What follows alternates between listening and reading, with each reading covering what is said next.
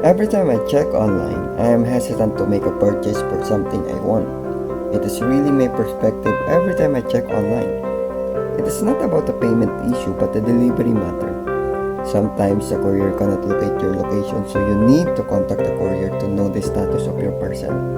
It was so inconvenient. One time while scrolling through Facebook, I found something that seemed interesting. So I look over the page and this is what I found. The MBOX.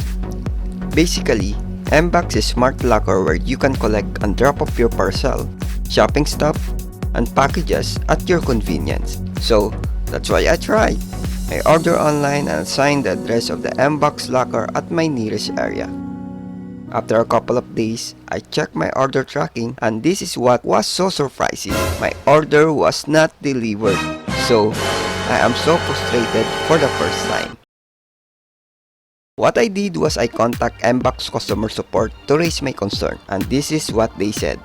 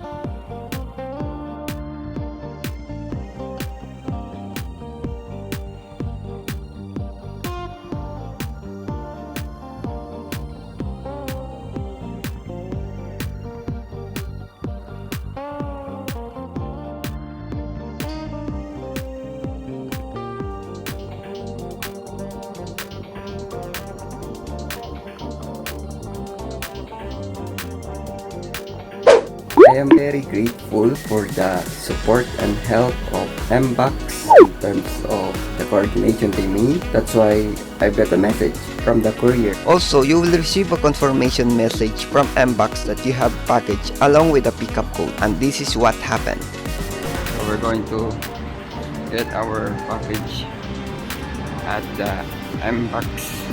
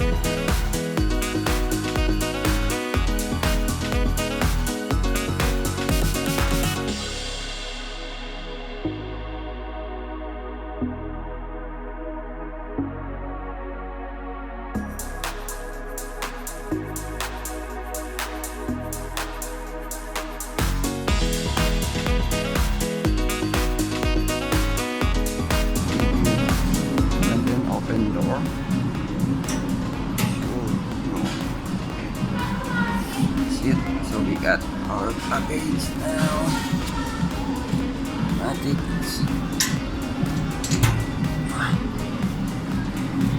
Successful. So it's done.